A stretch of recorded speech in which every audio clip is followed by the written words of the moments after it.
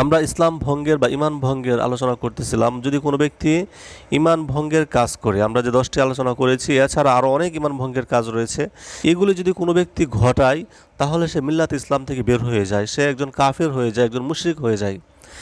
কিন্তু যদি তাকে বাধ্য করা হয়, যদি কোনো কুফার হাতে সে পড়ে যায়, তাকে যদি বাধ্য করা হয়, যেমনভাবে আম্মার ইবনে ইয়াসির রাদিয়াল্লাহু আনহুকে বাধ্য করা হয়েছিল, তাহলে তার বিষয়টা ভিন্ন।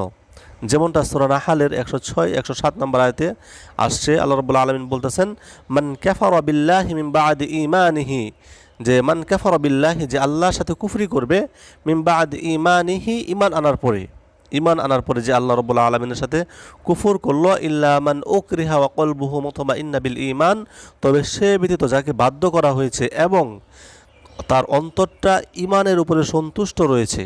অর্থাৎ তাকে যে বাধ্য করা হয়েছে, বাধ্য করার পরে সে কি অন্তরে ঈমান দ্বারা সে সন্তুষ্ট ছিল, অন্তরে সে এই বাধ্যকতা সে মেনে নিয়েছে উপরে, কিন্তু অন্তরে সে এই কুফরি কথা বলেনি বা কুফরি কাজ করেনি, অন্তরে সেটা মেনে নেয়নি, সে ঈমানের উপরে সন্তুষ্ট ছিল। আল্লাহ রাব্বুল আলামিন বলতেছেন, ওয়ালাকিন্না মান শারহা বিল কুফরি সদরন, কিন্তু যার অন্তরটা কুফরের ব্যাপারে বিল কুফর দ্বারা কি করবে, উন্মুক্ত রাখবে কুফরের জন্য। অর্থাৎ অন্তর তো বাধ্য করা যায় না, অন্তরকে যা অন্তরটা কুফরের জন্য যে কি রাখবে, শারহা, উন্মুক্ত রাখবে। আল্লাহ রাব্বুল আলামিন বলতেছেন, ফা আলাইহিম গাদাবুম মিনাল্লাহি ওয়া লাহুম আযাবুন আযীম, তার জন্য আল্লাহ রাব্বুল আলামিনের পক্ষ থেকে হচ্ছে রাগ, গুসা, ওয়া লাহুম আযাবুন আযীম, তার জন্য রয়েছে যন্ত্রণা, বিশাল শাস্তি, আযাবুন শাস্তি রয়েছে, আযীম মানে বড় শাস্তি, বিশাল শাস্তি রয়েছে। যালিকা বিআন্নাহুম ইস্তাহাব্বুল হায়াতাদ দুনিয়া আলাল আখিরাহ, আল্লাহ রাব্বুল আলামিন বলতেছেন এই কাজটা হচ্ছে এই জন্য যে অন্তরকে তো বাধ্য করা যায় না। আল্লাহ রাব্বুল আলামিন এখানে অপশন দিয়েছেন, যদি কাউকে বাধ্য করা হয় কুফরি করতে, কিন্তু তার অন্তর যদি এই কুফরের উপরে সন্তুষ্ট না থাকে, তাহলে এটা আলাদা বিষয়, ঠিক আছে, আল্লাহ তাকে ক্ষমা করবেন ইনশাআল্লাহ।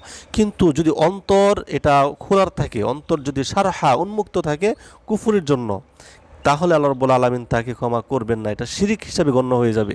তাকে বাধ্য করা হলেও যদি অন্তরে এটা যদি তার সে অটল না থাকে ইমানের উপরে, তাহলে এটা কুফর হিসাবে গণ্য করা হবে। আল্লাহ রাব্বুল আলামিন বলতেছেন, এটা কেন হলো, যালিকা বিআন্নাহুম, এটা হচ্ছে এই জন্য যে নিশ্চয়ই তারা ইস্তাহাব্বুল হায়াতাদ দুনিয়া আলাল আখিরাহ, তারা দুনিয়ার পার্থিব জীবনকে আখিরাতের তুলনায় আখিরাতের উপরে কি করেছে, বেশি ভালোবেসেছে। ইস্তাহাব্বু মানে বেশি প্রাধান্য দিয়েছে, বেশি ভালোবেসেছে তারা। আল্লাহ সুবহানাহু ওয়া তাআলা এই জায়গাতে যেই কথাটা বলেছেন, ইল্লা মান উকরিহা ওয়া কলবুহু মুতমাইন্না বিল ঈমান, যদি তাকে বাধ্য করা হয় সে ব্যতীত, যাকে বাধ্য করা হবে সে ব্যতীত, কিন্তু তার অন্তরে ঈমানের পূর্ণতা রয়েছে, ঈমানের উপরে সে অটল রয়েছে। এই যে একটা উজর রয়েছে, এই এক উজর ছাড়া অন্য কিছুই আল্লাহ সুবহানাহু ওয়া তাআলা এখানে উল্লেখ করেনি, একটা উজর শুধু উল্লেখ করেছেন। অতএব এই বাধ্য করা ব্যতীত কেউ কোনো ভয় বা স্বেচ্ছায় বা তুষামত করে বা দেশ, পরিবার, আত্মীয় স্বজন অথবা সম্পদের জন্য অথবা মজা করার জন্য বা এই জাতীয় যা কিছু আছে, এরকম কোনো উদ্দেশ্য যদি কোনো ব্যক্তি কুফরি করে, তাহলে তা ঈমান আনার পরে কুফরি হিসেবে গণ্য করা হবে, অর্থাৎ সে মুরতাদ হয়ে যাবে। এই যে আয়াতটি রয়েছে, এই আয়াতের দুটি দিক রয়েছে। এক নম্বর দিক হচ্ছে যে আল্লাহ রাব্বুল আলামিন যেটা যে বলছেন, ইল্লা মান উকরিহা, যে কেবলমাত্র যাকে কি করা হয়েছে, বাধ্য করা হয়েছে। এখানে আল্লাহ সুবহানাহু ওয়া তাআলা শুধুমাত্র বাধ্য করার বিষয় উল্লেখ করেছেন। প্রত্যেক মানুষ জানে যে বাধ্য করা কেবল মুখে এবং কাজে হয়ে থাকে, কারো অন্তরে বা আকীদাতে কোনো বাধ্য করার বিষয় থাকে না, কারো অন্তরে বা আকীদাতে বাধ্য করা যায় না। এটা হচ্ছে এই আয়াতের একটা দিক।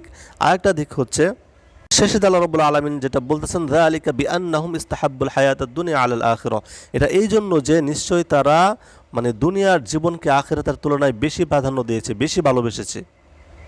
সুতরাং এখান থেকে একদম সুস্পষ্ট যে এই কুফর এবং এই আযাব, এই যে শাস্তি রয়েছে, এই যে কুফরিটা এবং এই যে শাস্তি, বিশ্বাস, অজ্ঞতা বা দিনকে ঘৃণার জন্য অথবা কুফরকে ভালোবাসার জন্য না, বরং দুনিয়ার কোনো একটি বিষয়কে সে দিনের উপরে অগ্রাধিকার দিয়েছে, দিনের উপরে বেশি প্রাধান্য দিয়েছে, এই জন্য সে এই কুফরি কাজটা করেছে। এটা আমাদেরকে ভালোভাবে বুঝতে হবে। তাহলে কুফরের ক্ষেত্রে যদি কাউকে বাধ্য করা হয় এবং সে যদি ঈমানে অটল থাকে, অন্তরে যদি ঈমানে অটল থাকে, তাহলে এটা কুফর হিসাবে গণ্য করা হবে না, তাকে কাফিরও বলা যাবে না। কিন্তু যদি অন্তরের যে বিষয়টা যদি তাকে বাধ্য করা হয়, সুবহানাল্লাহ, আল্লাহ রাব্বুল আলামিন বলতেছেন তাকে যদি ওয়ালাকিন্না মান শারাহা বিল কুফরি সাদরান, যদি তাকে বাধ্য করে, এরপরে যদি অন্তরে সে যদি কুফরিটাকে গ্রহণ করে নেয়, যদি অন্তর সে উন্মুক্ত রাখে, তাহলে এই কুফরের যেই বাধা, তাকফিরের ক্ষেত্রে যে বাধা, এটা গ্রহণ করা হবে না। আর এই বিষয়টা আল্লাহ রাব্বুল আলামিন বিচার করবেন। কিন্তু বাহ্যিকভাবে যদি কাউকে বাধ্য করা হয়, তাহলে আমাদের তার অন্তর দেখার সুযোগ নেই, কারণ আমাদের বিচার করতে হবে বাহ্যিক বাহ্যিক হুকমের উপরে ভিত্তি করে। বাহ্যিকভাবে যদি তাকে বাধ্য করা হয়, তাকে বন্দী করা হয়, সে যদি কুফরি কথা বলে, তাহলে এই বিষয়ে আমাদেরকে ধরে নিতে হবে যে তাকে বাধ্য করা হয়েছে। অন্তরের বিষয়ে আল্লাহ রাব্বুল আলামিন বিচার করবেন, আর সে নিজেই জানে যে সে অন্তরে কি করেছে। সে যদি নিজে বুঝতে পারে, তাহলে সে নিজে তওবা করবে, আল্লাহ রাব্বুল আলামিনের কাছে সে ক্ষমা প্রার্থনা করবে, সে তওবা করবে, লা ইলাহা ইল্লাল্লাহ পড়ে আবার ইসলামে প্রবেশ করবে। কারণ অন্তরের বিষয়টা আল্লাহ রাব্বুল আলামিন জানেন। আমরা বাহ্যিকভাবে যেটা দেখব সেটাই আমাদেরকে ধরে নিতে হবে। আর এই বেঁধে ফেলা বিষয়ে, এই বেঁধে ফেলা নয়, ওই যে উকরিহা বিষয়ে ওমর রাদিয়াল্লাহু আনহু বলেছেন যে এটা হচ্ছে উকরিহা মানে বেঁধে ফেলা, যেটা আম্মার ইবনে ইয়াসির রাদিয়াল্লাহু আনহুকে বেঁধে ফেলা হয়েছিল, তখন এটা উকরিহা হিসাবে গণ্য করা হবে। এরপরে ইবনে খুদামা, পরে জুরাইনি, পরে ইমাম নববী সহ তারা যেটা বলেছেন যে এই বাধ্যকতা কখন গ্রহণ করা হবে, এই বিষয়ে বলেছেন যদি কাউকে বেঁধে ফেলা হয়, কাউকে যদি কারাগারে প্রেরণ করা হয়, অথবা তাকে যদি কাউকে যদি কঠিনভাবে মারধর করা হয়, তখন এগুলো কি বাধ্যকতার আওতায় আসবে।